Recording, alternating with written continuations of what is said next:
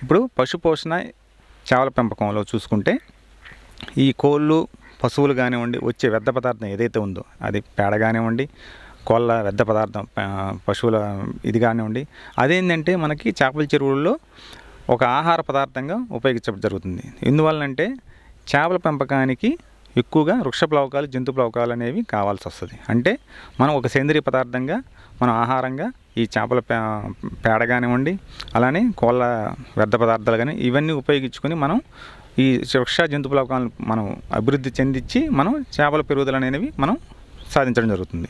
So అలాగా మనం ఒక దాంట్లో ఉన్న ఏదైతే వ్యర్థ పదార్థాన్ని మనం ఇంకో దాంట్లోకి మనం ఇన్పుట్గా మనం తీసుకోవడం జరుగుతుంది.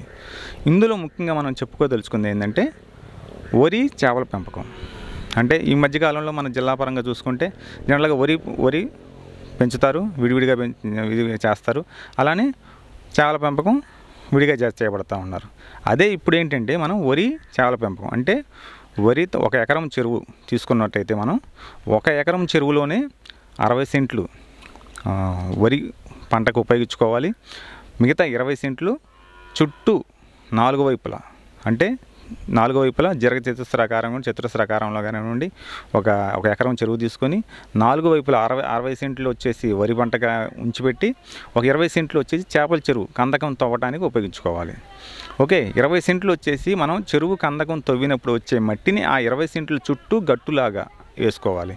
అంటే ఈ చెరువు కందకం వచ్చేసి 2 మీటర్ల వెడల్పు 1 మీటర్ లోతు, 1 మీటర్ కానివ్వండి 1.5 మీటర్ లోతు ఉండే విధంగా మనం చెరువు కందకం తవ్వుకోవాలి. దాని ద్వారా వచ్చిన మట్టిని తీసుకొని మనం మిగతా 20 సెంట్లలో చుట్టూ 2 మీటర్ల వెడల్పు ఉండే విధంగా గట్లు అనేవి ఏర్పాటు చేసుకుంటూ ఉండాలి. ఓకే, ఇలా చేసుకున్నందు వల్ల ఏంటంటే మనకి అంటే వేరే పంటలు గట్ల మీద వేసుకోవచ్చు. లోపల చుట్టూ కందకం తవ్విన దాంట్లో మనం చేపల చెరువుల్లో పెంచుకోవచ్చు. ఇట్లాంటి పద్ధతి ఏంటంటే మనకి ఎక్కువగా చిన్న కమతాలు రైతులు ఉంటారు. అంటే ఎకరం నుంచి 2.5 ఎకరం గల వాళ్ళు రైతులు ఉంటారు.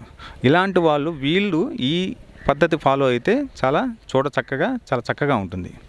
ఎందుకంటే చిన్న కమతాల వాళ్ళు అంటే 1 ఎకరం 2.5 ఎకరం వాళ్ళు ఏంటంటే ఇప్పుడు ఓన్లీ వరి వేసేసి దాంట్లో ఎక్కువగా ఆదాయం కానివ్వండి ఎక్కువగా మిగలట్లేదు ఆదాయం వరి మీద. అంటే ఈ సమగ్ర పద్ధతిలో వ్యవసాయం ఇలా చేపట్టడం ద్వారా ఏంటంటే మనకి ఎక్కువ ఆదాయం నికర ఆదాయం మనకు అనేది కనబడుతూ ఉంటుంది. సో మన జిల్లాలో ఏదైతే ఉన్నాయో నీటిని ఎక్కువ నిల్వ చేసుకునే గుణం కలిగి ఉన్న నేలలు ఏవైతే ఉన్న నల్లరేగడి నేలలు అంటాం, వీటిని మనం ఈ చేపల పెంపకానికి ఎక్కువగా అనువైనవి.